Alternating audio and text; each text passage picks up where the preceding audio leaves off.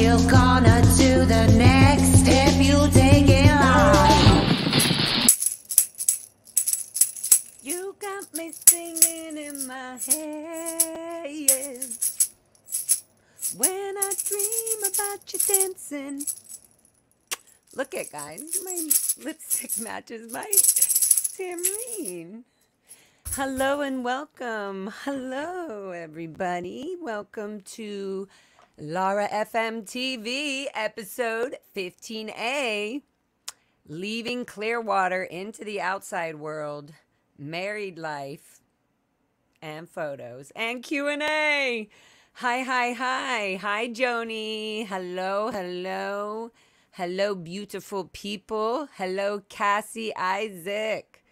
And, of course, from a poet, Brian Lucas. You guys, thank you for being here. I was kind of not avoiding, it's just I realized I'm like, oh, it's just kind of like, it's sort of like I'm like, oh, I have to show pictures and talk. It's like no fun. I'm like, I'm living my life now, and it's not no fun. It's just like it's sometimes hard for me to get into, and then, and then I get a little encouragement from my little inside Lara. And she says, you can do it. Plus you little cutie SBTVs in the chat. Little SBTV, little baby cakes. All right. Well, welcome, everybody. Thank you. And for those who are going to watch this in the future, thank you for being here and letting me share my story with you and getting all this out there and on the record, as we say. Hi, hi, hi.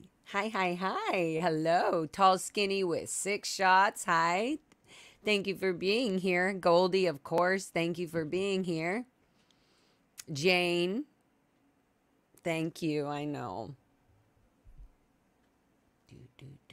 LARA FM coming for you.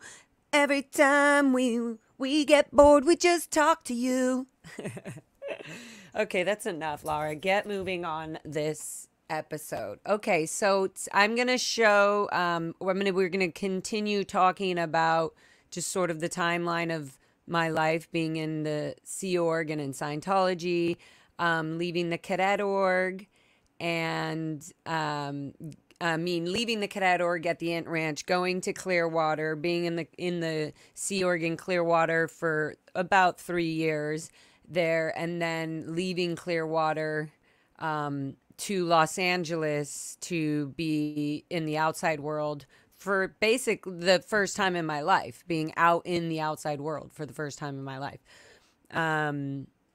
So yeah, it's a lot. It's even hard to be like, oh my God, like to go back and think about all the stress and all the, the pressure and the like how lost and confused we were and like, having to just jump out into the world. Anywho, so we'll jump right into it. Why don't we? Hi, Matrimo. If I could say that.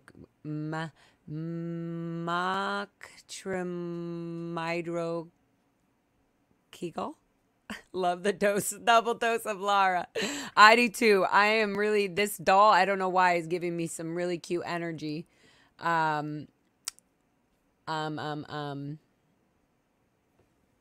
Yeah, I know. Yeah. Okay. Look at me trying to just not get into the photos.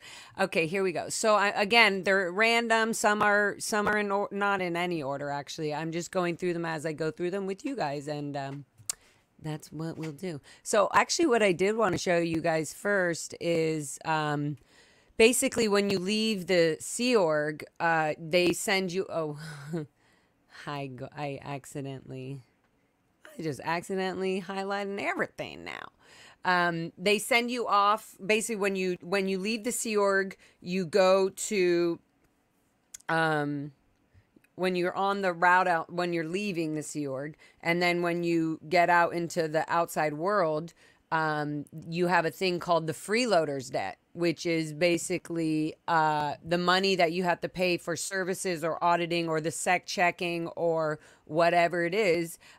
When you leave the Sea Org, any services like that that you received, you would have to pay, because otherwise it was, I think originally it was like people were joining the Sea Org and then getting, free auditing and all this and then leaving in the past. But now in the Sea Org, people don't even get audit. Like, it's so rare that a Sea Org member is even going up the bridge or whatever. So that just doesn't make any sense anyways. But when you do leave the Sea Org, you have to pay back the amount, the auditing and all the courses and whatever you did. You have to pay it back as if you were, had received that auditing out in the outside world and not in the Sea Org. Ah, sippity, sippity. Sipping on some nice electrolytes and mineral soda bubbles. It's not soda, I guess. Soda. It's so good. Thank you, Elle. You're doing great, Lara. Thank you. I love you all. Thank you. Look at me avoiding again. Not being. Okay. So yeah, let me show you guys. Basically, when you leave, you have this freeloader debt, right? And so when I left the Sea Org, I was first put into the the Burpees family in Eagle Rock. And that was just like a shocker because I didn't realize like, oh, I have to pay, rent every month and like all this stuff and go get an ID and then a driver's license. And, it was just, it's really crazy. It's even crazy to try to explain it, but it was just like, you're learning so much in the world just by like, learning, taking a bus and like, okay, how much money do you, okay. So then I have to get there to, you start to realize, okay, I do need to, get a driver's license and eventually a car or whatever. But it just, everything takes a while. So yeah. So when you're out there, so as I'm out there couch surfing and being in jobs, one of the jobs I ended up doing, because even though they were Scientologists, but it was because I had never met them at Flag or Florida when I was in the Sea Org. In my mind, I thought, oh, it's okay. I can work for them. They're Scientologists. I can work for them. And I won't get in trouble because when you leave the Sea Org, they say that you can't use anybody or, any public jobs or skills or anything that you had, you're not allowed to use in the outside world to get to get on your feet and stuff like that, which is also just another way of showing that. I mean, it just shows obviously how much they really care about helping people get on their feet when they're leaving. They have no interest in helping. They don't want you to succeed. They don't want you to do good. So, yeah, it's fucking insane. Sorry, it was just off to the comments again. Anyway, so in order to get back into good standings, you have to go through your liability condition. You have to go through your treason, enemy, doubt, all these lower conditions that we're used to doing. We've been doing them our whole lives. But to get back in the Sea Org, you have to do all of those and get approval by everybody. Excuse you guys. Again, you're playing right when we start. Is this how this is going to go down? Let me find actually the first, I'll show you, I wanted to show you the bill, or it's just like, when I was making payments, basically I couldn't work for the Scientologists without showing that either I was back in good standings, or they were on the, okay, so here it is. Annie Bierman and David Carradine. David Carradine is old kung fu, actor guy. I'm sure a lot of people know who he is. So that's also probably a shock for you guys that I worked for this guy, David Carradine. But he was married, or he was together or married at the time to Annie Bierman. And Annie Bierman at the time was an OT5, and she was trying to get, on OT6 or whatever, or on the level, they say. And so I ended up becoming their live-in nanny. And that was insane because Annie Bierman knew that I was in the Sea Org and all that, so she knew how ethical and, very much they were glad to have a live-in. Oop, my little framing's off. They were glad to have a live-in ex-Sea Org member that obviously knew all about, you know, the conditions and how to talk to whatever. So I lived with them and David Carradine.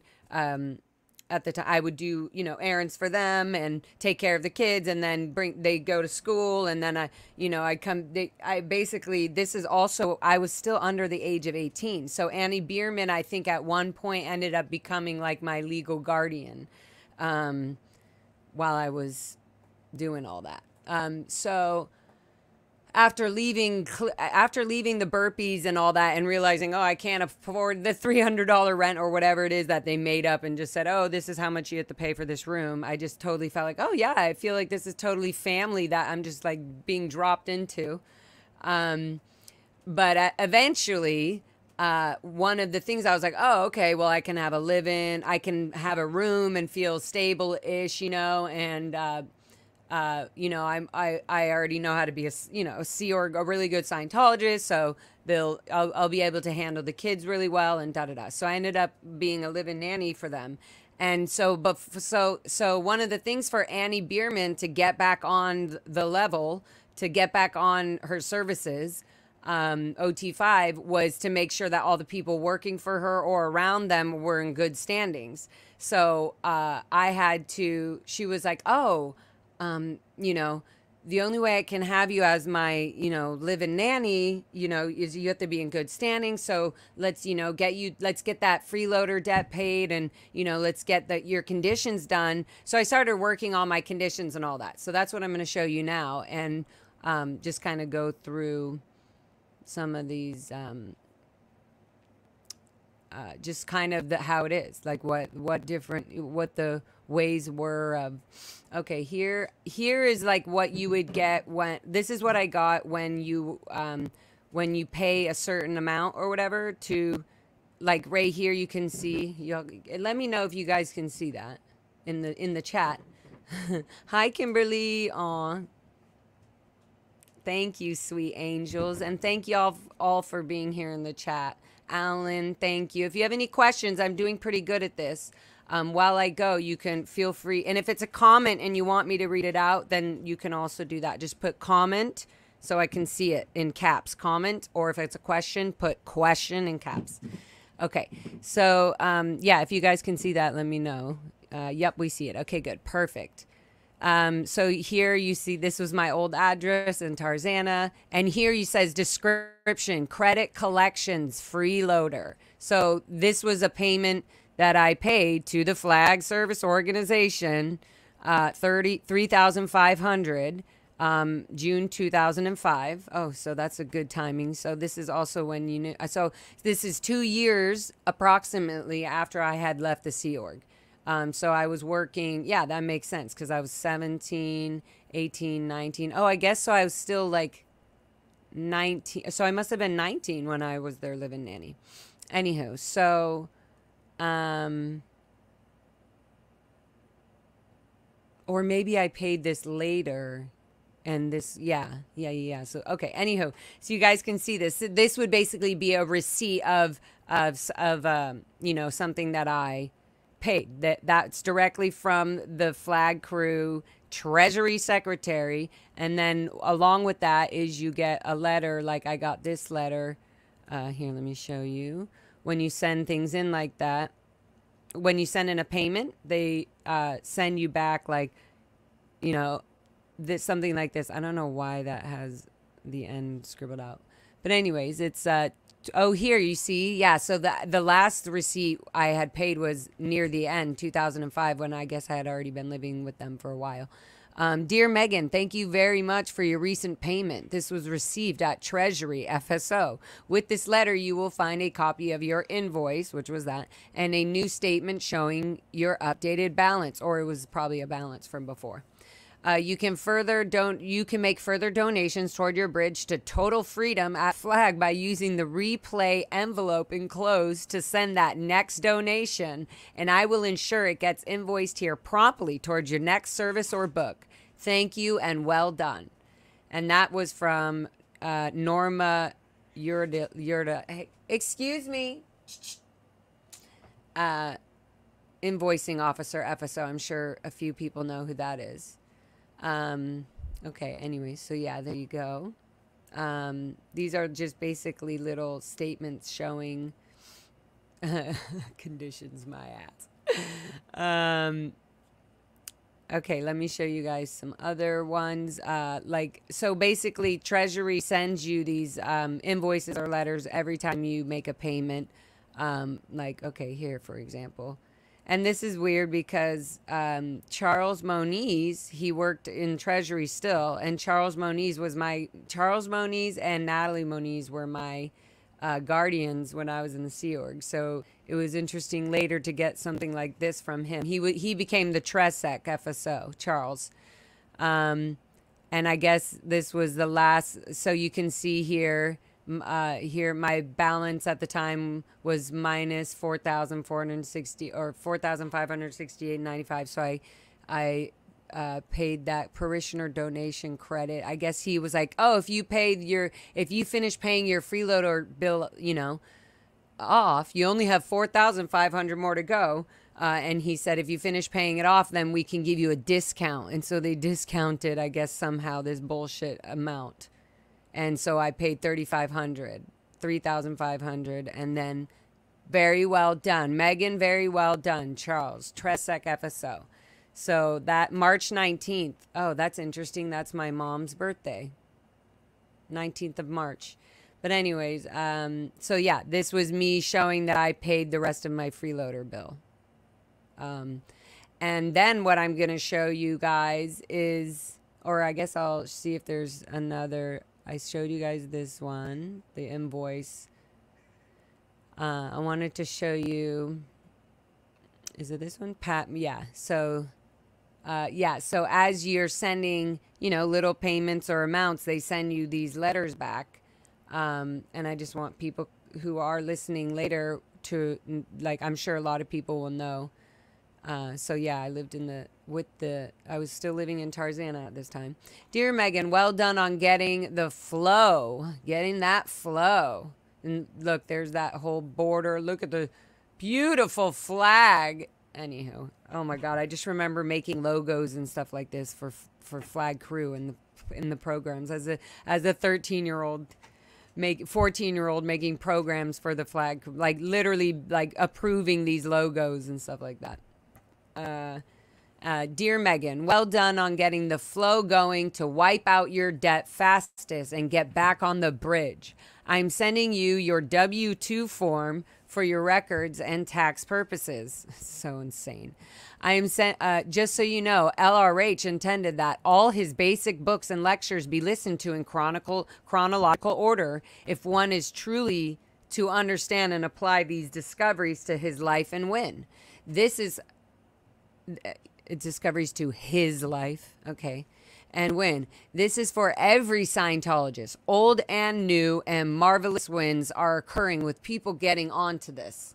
Start reading again today with the outstanding dynamics of life. I think that's a mess up. And let me know when you are done, and I will send you a chronological list of them all. Meanwhile, keep going, as well as sending regular payments against your freeloader debt so you get back on the bridge to higher ability and total freedom fastest. And this is from Pat McMurray, Accounts Letter Registrar, ICFSO. So that's just somebody, old lady typing away. Here you go. Good job for sending your thing. And here's an LRH quote to keep you reminded that you're almost on your way to total freedom. Not sort of freedom, but total freedom. Oh my goodness. Yeah, so they keep track of all this paperwork. They know how much you owe, blah, blah, blah. Okay, and so then I want to get into, really quick, the conditions, like when you're leaving the Sea or when you need to get back into good standing into any group at all in Scientology, you have to do your lower conditions. So I'm doing my lower conditions, and a part of the lower conditions is I have to pay my freeloader debt. That has to be done, right? And I also have to show that I'm helping other Scientologists and that I'm working well on my job and getting commendations and things like this. So, oh, my nose is itching a little bit. So part of the things was, yeah, so I'm going to show you some of these commendations. One of the jobs I had was during like this time working with, you know, David Carradine and all that. I think just like 2 years after I went and worked, we'll see, I guess we can look at the dates, but I worked at Delphi Academy for a little bit. And so I got some of the, you know, whatever you, commendations, that's what it's called. But I needed it from a Scientologist or somebody that could say, you know, yes, Lara's doing a great job on her posts and helping and da-da-da. Anyway, so, okay, so 2006, exactly. So 2 years after I was with, maybe, you know, I probably just, that's so interesting. Yeah, so I probably started working, anyways, just doing some catch up on my timelining. Okay, so this is a commendation from Joan Roche, I think her name was Joan Roche. She's definitely OT whatever 8 or an OT, definitely OT 5 or something. But she was one of the heads at head of administration at the Delphi Academy here. And it just says, this is a commendation. It says, Megan has been on staff at Delphi Academy of Los Angeles for a month, and in that time, she has already become a valuable, productive part of our team. Even though she was still an expediter, Megan has taken the initiative to handle the areas she works in as if she were a veteran staff member. Gee, I wonder why. She has been assigned to assist in our 3rd grade classroom. Megan was able to get through the initial training very quickly, so she could be working with the students within the first week she was on staff with us. Our students respond very well to Megan. I have had our long-term staff ask to have Megan work in their area because they have observed how well she does with the students and how responsible she is. Thank you. As a licensed group under applied as a licensed group under Applied Scholastics, Delphi Academy of Los Angeles is an important part of the network of groups who actively and effective use LRH's study tech to improve conditions. We are the showcase school used by ABLE and Applied Scholastics to demonstrate the study tech at work in a school setting. Now that is, now for the record, that's actually because they tried to hide, you know, ABLE being a Scientology thing or any of they try to hide WISE as, you know, they try to hide behind these small groups. Anyway, so she just literally stated, we are the showcase school used by the ABLE, ABLE caps, meaning that's one of these, you know, side Scientology groups that get people to, you know, hey, let us help you make your company better. And they just pretend they're not Scientology, but they are. They're all Scientology. So we are the showcase school used by ABLE and Applied Scholastics to demonstrate the study tech at work in a school setting. Megan is making terrific contributions to our group thus far. Her hard work is greatly appreciated. Well, thank you. At least somebody cared. But yeah, so I was collecting up these little things that basically are showing like, hey, look at me. I'm working for these Scientology companies. And they are, you know, very, you know, proud that I'm working there and I'm upstat and in good, you know, I'm so ethical, whatever. So I'm basically proving to the people going to be reading my liability and stuff like that, that I'm making up amends and that I'm clearly in good standings, you know, doing that. I just wanted to show you this here is basically what I had to do to be able to this is somebody sending me, who sent this to me? Oh, Attila. That's so funny. Attila at S. So ex-Scientology staff liability condition. This is how it's supposed to be. Oh, here. Yeah. This is what I would have to send in. The routing on your liability condition is 321. Senior INR pack. Clearance IC pack. DUR INR of your organization. So I had to send that to, the INR at flag and all of that. And then plus the pack base because they knew I was living in Los Angeles. So 2, write a complete CSW, which states all data on why you were given a fitness board turn down, that's FBTD, from the SO, Sea Org, and general idea of what you have done to handle this. Your viewpoint on this is that you are communicating that you are no longer a liability to the Sea Org and are backing up Scientology and the Sea Org by your actions and are, without a doubt, an asset to Scientology. Also include which org you plan on starting services at and what service you intend to start first. 3, put your contact information, address, phone number, email address. 4, put your liability condition. 5, evidence of effective blows. This could be a copy of any KRs written, commendations for assisting another, write-ups from others on life-changing wins they've had from services, photographs of changed conditions in others, or anything else along this line. Photographs. 6, evidence of amends done. This could be photos of projects done before and after, commendations, write-ups from others on your actions, etc. 7, get all this collected and submitted in a binder. Keep in mind that this is a product and you have fully handled your condition. Any questions, email clearanceIC@attilas@scientology.net. So that right there is already showing you how I needed to present my CSW to get back in good standings with all these things attached. So this is why I was showing you things like the commendations and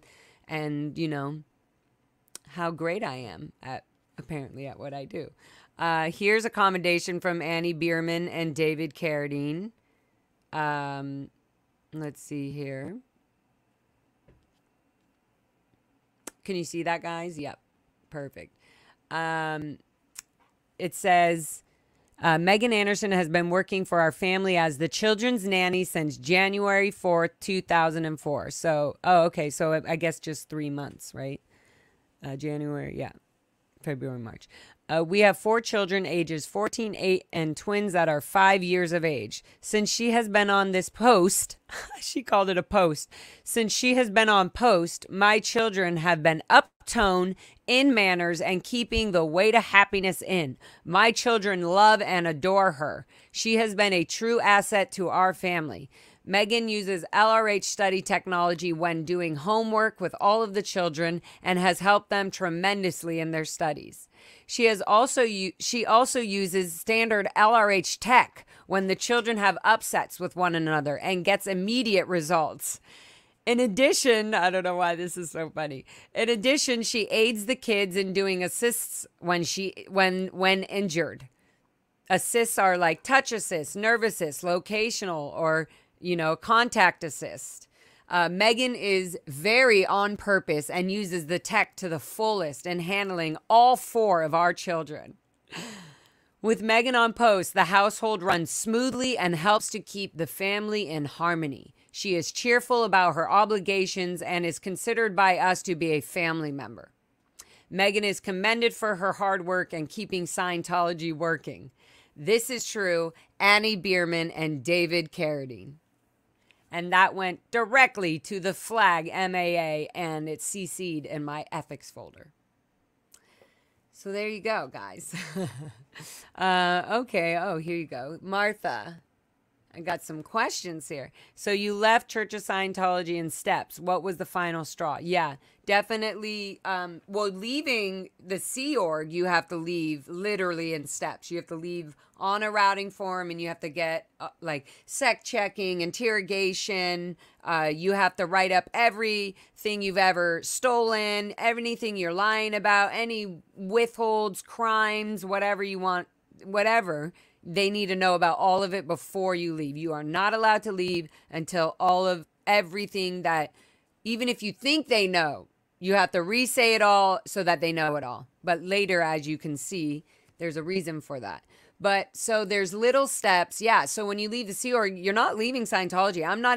I am nowhere near at this point when all this is happening. I'm nowhere near, leaving Scientology mentally. I'm just kind of going like, hey, let me get back in good standing so I can just chill and do, so that people can stop so I don't have to be on my tippy toes. That's what it felt like. It would be like, oh, good, I'm back in good standing. I can run around and, not have to worry about, getting declared or whatever, So it's a bunch of baby steps. There is no final straw. I feel like the final straw becomes a decision. It becomes, there was definitely when my dad was coming, over to my art space, and this was only 6 years ago. So it felt very intrusive, and it felt like he wasn't listening to me, obviously. A lot of you guys have seen footage of the phone call from my dad and me when I was trying to talk any sort of outside world sense into him about, him being my dad and not, bringing Scientology, and he just couldn't do it. And, it was pretty shitty.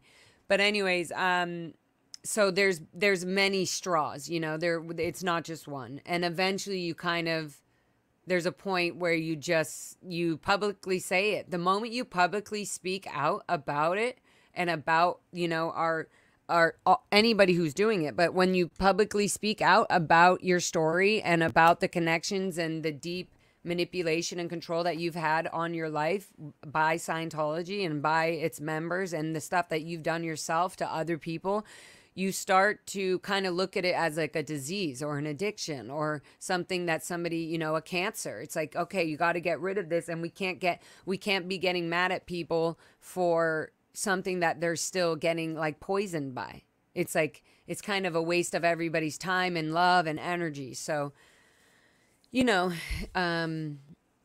there's many straws. And I think that is the main one. Once you start talking out about it publicly is when you start to really feel like, okay, I'm definitely out.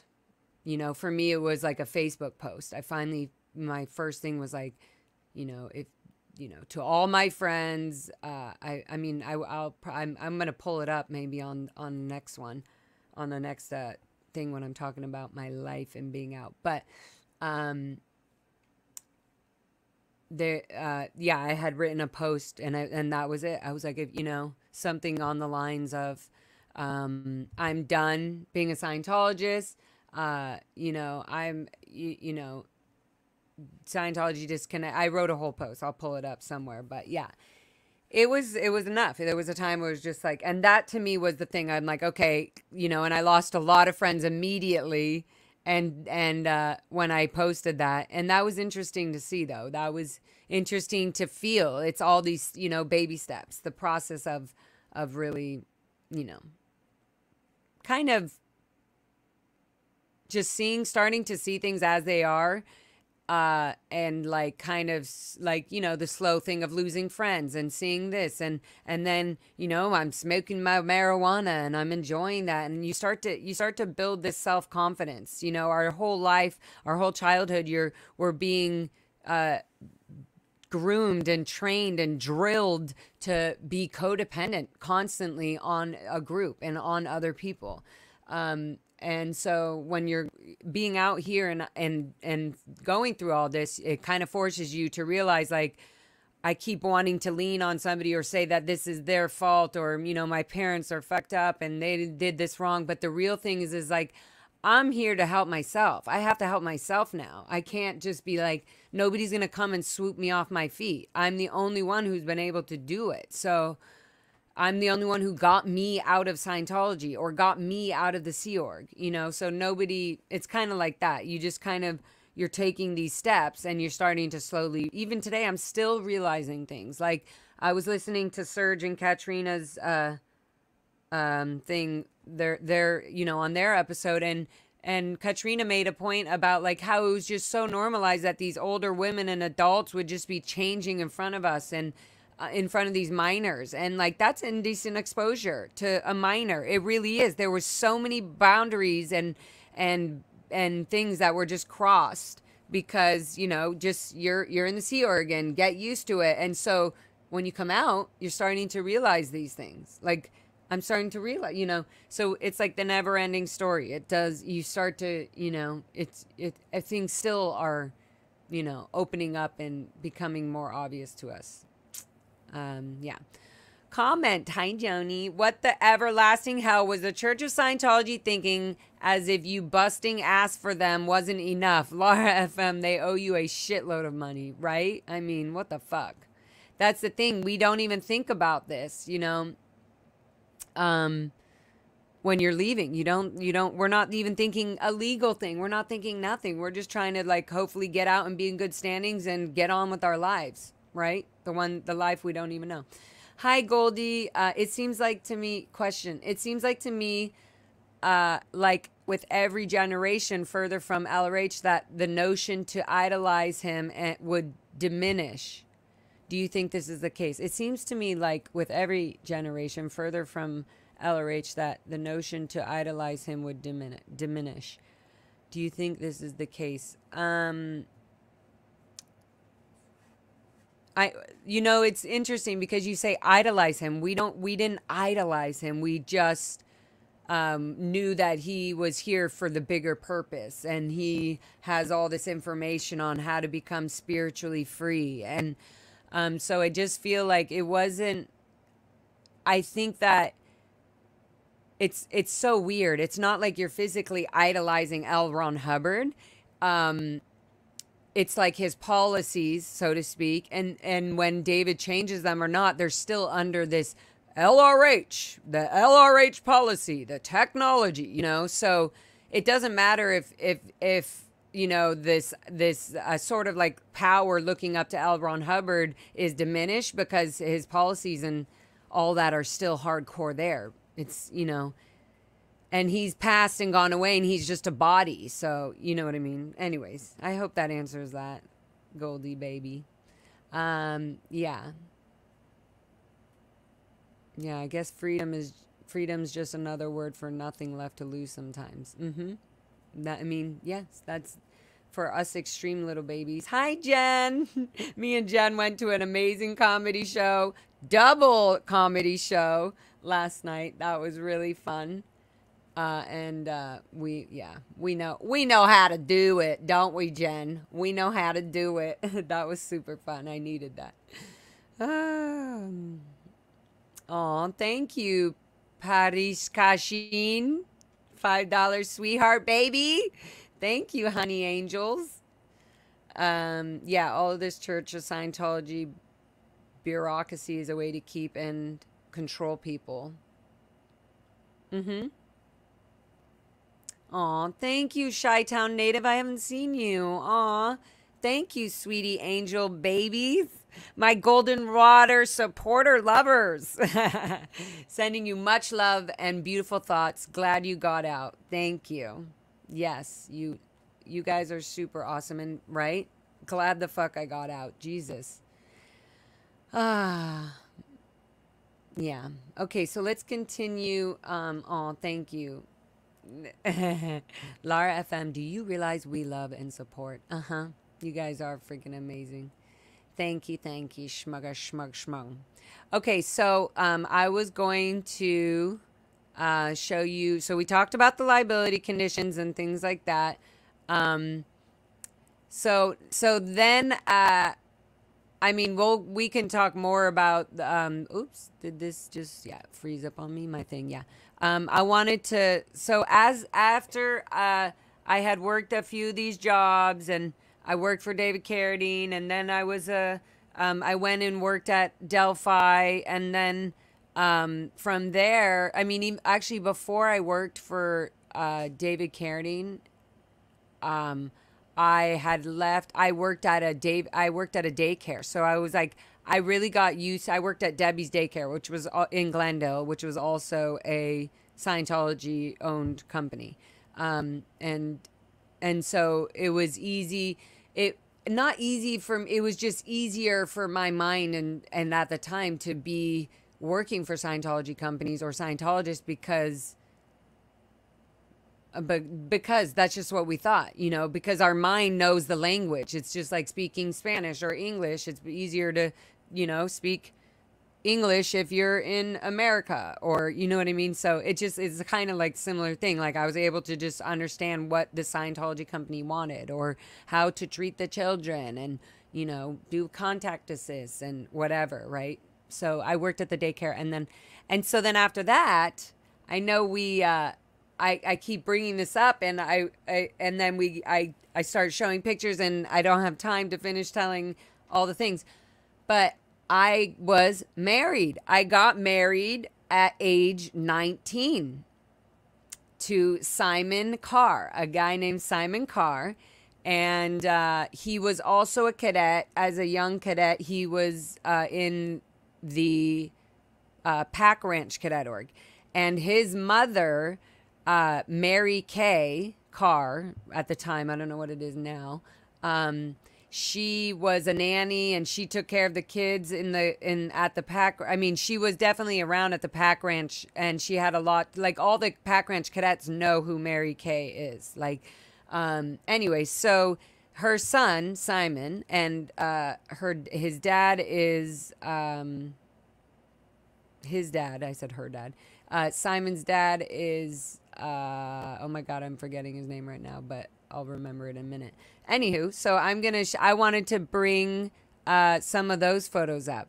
I was 19, so it must have been around the time after Delphi. And I was so Simon Carr was in the military, still is, but was in the military at the time, which was so strange for me because I was kind of like, oh, he didn't seem rebellious because he's very sweet, you know, and he was a good guy. But I just also felt like, oh, he's a Scientologist, but he's not really because he's in the, you know, Air Force. And I just felt like he didn't join the Sea Org ever. And his friends were all friends of mine, you know. Like him and Jason Spallino were best friends when they were kids in the Cadet Org. Like they were really close. And so Simon, Jason Spallino is one of my best friends to this day, and he's also Catherine Spallino's brother, and we do music and art and all kinds of stuff. And we were in a band, which I'll talk about in another episode, just for that, because that was a life turning point for changing, you know, time for me. And this was after being married and all that, so that'll come next, but.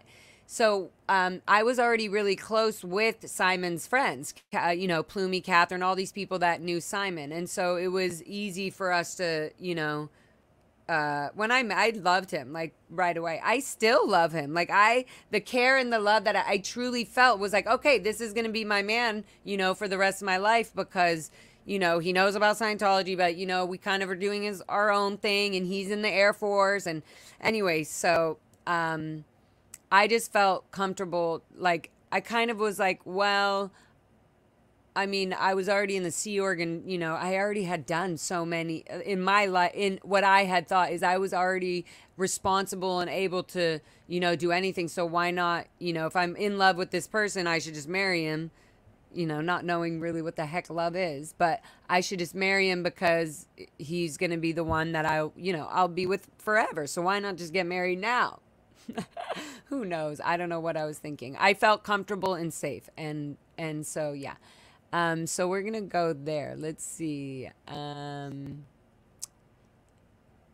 This is so funny. So long ago. Okay. So this is us when we got when we were in Vegas outside the courthouse, I believe.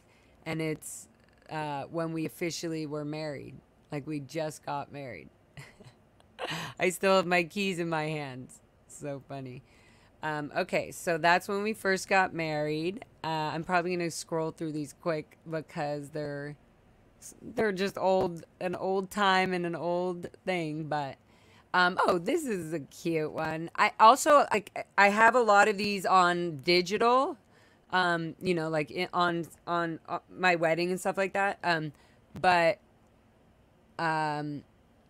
these are just ones that I had in the photo album. So there's Simon, there's me in Vegas, and it was like we went and did our quick little ceremony at one of those cute little wedding, chapel things. I just can't believe this whole time of my life, of this time. Okay, yeah. Here's some pictures of like me and Simon and my dad. When we were married, but here, let's see. I don't know. We never had like a honeymoon thing. Oh, whoops, not sharing that. Wrong one. New video, share screen. Sorry, guys. Okay, here's just a random one. This is my dad here on the right, and there is me in the middle, obviously, and Simon. And look at this cute little ring on my finger. Remember that? That was my little engagement ring. But yeah, that was me thinking like, okay, here I go. This is gonna be my life. I was gonna find some of those other photos. Oh yeah, this one. This is my brother, me and my dad,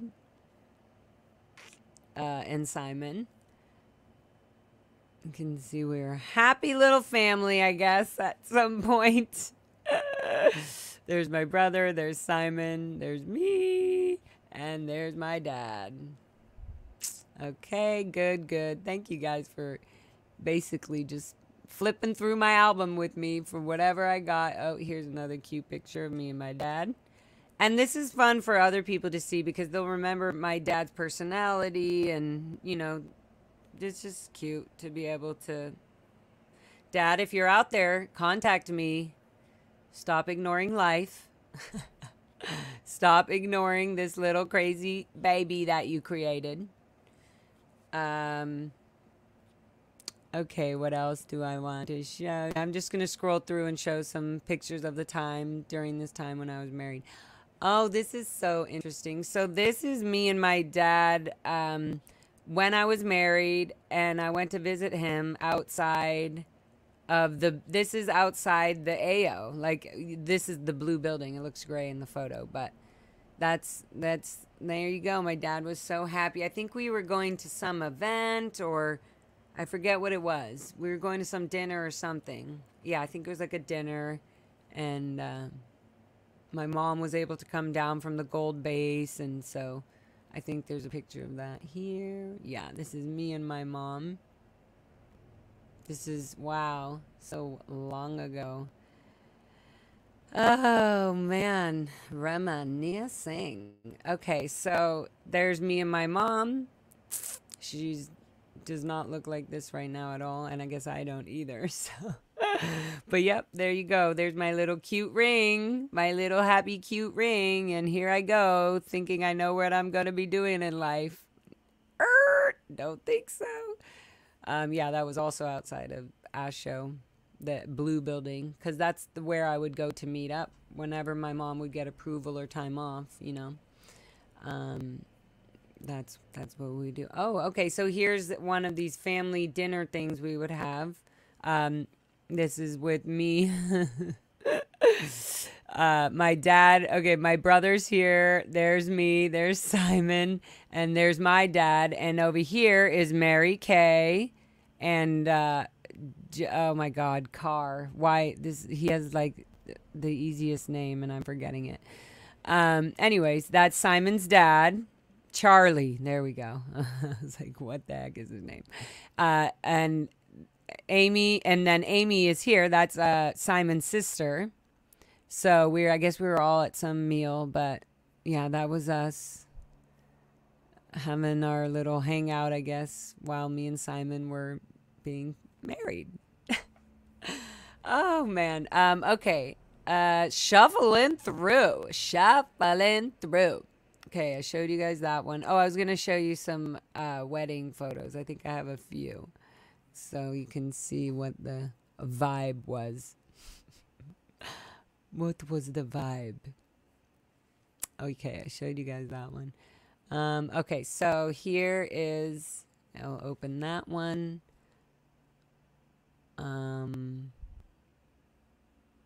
Oh, I'm forgetting about all these.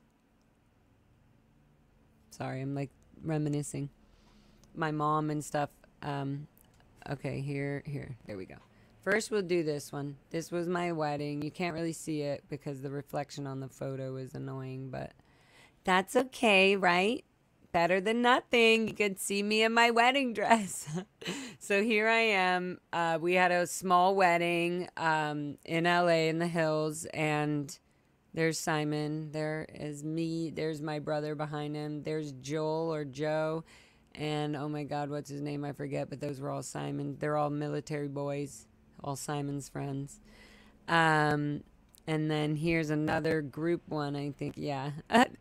I don't know what is going on with my eyeballs in this one, but I was like looking off like, okay.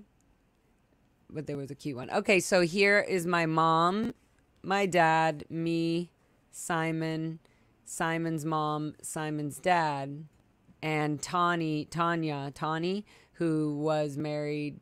I think she's divorced now, but was married at the time to Charlie. And so Simon's mother, Mary Kay, was she's wearing her OT little bracelet there or whatever. She was the minister. She was the one doing the whole wedding. So that was very weird that his mom, I mean, I guess it's kind of cute, but I thought it was cute, I guess, at the time. Like, oh, wow, Simon's mom's going to be the minister. And then I realized that was a little weird later. Anywho, any more wedding pictures? I don't think so. I think those are all on the disc, which I can show later. Oh, this is the one. I wanted to show this because this really upset me. My mother, for the wedding, she was only approved. She was only allowed to get, 3 hours off to be at the wedding. And that was it. And my grandmother, her mom, Jessie Mulholland, right here, she had flown all the way down from Canada. And it's like my mom was only allowed to be there for 3 hours. And it was like she had to go back on the run. It was just crazy. Like, I was so upset. Like, Mom, I'm having my wedding and you're only allowed to come for 3 hours and then you're going back. Like, I don't know. And I think my grandma was like, oh, is Diane, she's leaving so soon? And I think that, I don't know. I'm sure that must have been so confusing for my grandmother, but it was also so upsetting because I knew like, oh, my mom only has a certain amount of time and she has to go back and be on the run back at Gold Base. The 6 o'clock run, dinner run or whatever it was. So yeah, I was just, that's what that photo reminds me of my mom being there for such a small amount of time and then taking her pictures on her camera, and whatever, and then not, and then having to go back. And it's just like so unfamily, like so unnormal, I guess. Anyways, we all know that. Guys, no playing when I'm doing this. No playing on my live stream. Okay, well, I think I have one more. Oh, I just have this little photo. This was one of my one of the wedding cards. Dreams have a way of coming true more beautifully when dreamed by two. Well, there you guys go. On that note, so I was married, and we can continue from there, but it's gonna, there's a lot more. There's a lot of other random little details of the wedding, and then moving to Vegas, and he was in the Air Force in Vegas, and then we got orders. He got orders to go to Germany, and that was a whole nother. I'm sorry, he got orders to go to Korea for a year, and during that time, I guess you're not allowed to bring your spouse or whatever with you. So we were married, and then like 3 or 4 months later, he was going to Korea, and I was just in LA for that year or so. So, we'll talk more about that on the next one. What happened in my life of marriage, going to Germany, et cetera, et cetera. I'm going to throw any more little question up. We got one question here. Question: is it common to have a military background in Scientology? It seems counterproductive as they have their own set of rules. Yeah, it's not common. And I mean, it may be common for people that were in the Sea Org or in, you know, in the military and things like that before the Sea Org. Like, so they had some sort of background, you know, about it, and they could kind of understand, you know, the rankings and who has authority and stuff like that. But it was not common at all for, it was kind of like not okay to be marrying somebody who was in the Air Force. Like, why are you not just joining, you know, staff or going in the Sea Org, you know? Why are you? Yeah, exactly. So it was, and that's why I say I felt like sort of rebellious, like, ooh, I'm marrying somebody that's in the Air Force, and, you know, he's not fully, but, you know, his parents are, you know, hardcore Scientologists, and Mary Kay's in the Sea Org, and, you know, things like that. So I just felt like somehow I could get away with it, which obviously we did. Yeah, so yeah, there you go. I hope that answered that kind of. But yeah, it was kind of looked down upon. Like, you're not supposed to be marrying, you know, why are you marrying Air Force? That's a whole different group, whole different organization. Yeah, it does kind of counter interact or whatever. LARA FM, you look so much like your mom and your dad. Aw. I don't know how talk it. How talk it? Yeah, I do look like a lot like I'm literally, I feel like sometimes I see photos and I'm like, oh, that part is my dad and this part is my mom. And, you know, I'm like, of me. And I'm like, oh, like my hands, my mom has like arthritis and stuff. So I definitely am feeling all that, getting older. But it also makes me feel like how much her hands and stuff must hurt right now without getting like the proper love and attention that she should be having. Wendy said, what's CW is Clearwater. Got away with all of it. Big cold story on 60 Minutes tonight. Nice. Thank you for sharing photos. Thank you, Duchess Diana. Hello, and thank you for being here, you guys. Thank you so much for always loaning in your ears and being a part of this, you know, crazy fucking adventure. Just releasing all this stress and craziness. Thank you, you all. Thank you. Yeah, it's sad that Laura's mom was only allowed 3 hours. I mean, it's also like, yeah, it's sad. Yeah, you're right. It is sad. I'm going to smoke a bowl. Maybe that'll chill me out. Cheers, and all you happy bowl smokers out there.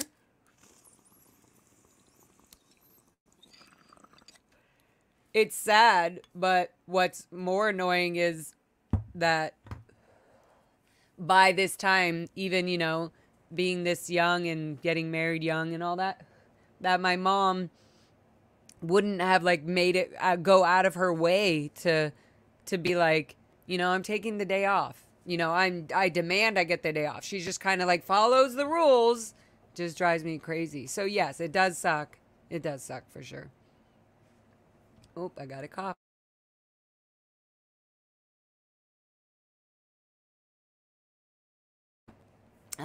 Okay. Duchess Diana says, cult of Scientology, why not allow Lara's parents to see her? I'm not sure what power Lara has to stop you all from saving the world with all the special powers you have. Yes, exactly. It's all very contradicting. The Sea Org diet would knock me right off. You're funny, Matt. Question: was it his way to get out? Oh, the military? I think maybe you're asking. No, he was already out of the cadet org. I think when he was younger, he left the cadet org at like 8 years old, I think. So I think he was just like, no, I'm going to go to college or something. I think he had his dad out. So maybe that was part of, like the, you know, the way he was able to kind of be out, have one foot out and in, you know? So yeah. I think that's probably that that answers that. That was, I'm sure, I don't know if that was his way out of like being away from Scientology. I just know that when he joined the Air Force, it was probably, he was already, you know, probably sort of used to it because of the Sea Org and his parents and his upbringing, even just being in the Cadet Org for the time that he was. Yeah. And his sister Amy was in the Sea Org, and I knew her very well and all that. So yeah, it's a wild thing. It's a wild thing. Also, I wanted to show you guys, I've got some new stickers out here. We got the LARA FM. Boom. Check it out, guys. Check it out. I'm going to be putting these up on the website soon. I also got this cool little fan sticker thing going. Thank you for your beautiful prints supporting that. And then last but not least, the one and only SPTV sticker. Dun, dun, dun. So I would like to send somebody out there a nice fun CD. We're going to do a little quick giveaway before I jump off of this little thing, and a little pack of a few stickers. So if you, how are we going to do this? We'll get through, we could just, I guess I can just scroll, and I guess whoever, okay, I'll ask a question, and whoever answers in the thing first gets a CD and a pack of stickers. And for you future people watching, if you want some stickers and all of that, you can always donate. You can do any sort of hi guys, are you trying to be part of the winnings? Okay, so if you've been watching, this is testing your episode skills of LARA FM TV. In what city? No, that would be too easy. In what room in Hollywood was I born in? In which room at the Mama Shelter Hotel, which in 1986 was called the Wilcox. Foxy, stop it. Come here. She's so funny. Come here. Chill. I'm almost done. Okay, whoever answers in the chat, what is the room number that I was born in? And you will get your stickers and some people are like, oh, dang it. Somebody's going to be scrolling back to that episode. They're going to go find it. All right. So, yes, if you guys, whoever gets that first, the room number, the hotel room number that I was born in, whoever gets that, you message me, because maybe nobody's going to get it. Nope. 1, 2, 3. Nope. 472. Nope. Wrong. 12B. Nope. Goldie, come on. You're the golden child of this. Think there's I don't even want to give away. I think that's cheating, guys. I'm going to save it. So whoever guesses it first, you can definitely put it in. Nope, it's not 666. Being cheeky, are ya? You're being cheeky. There's, in fact, okay, here's a hint. There's only 5 stories in the hotel.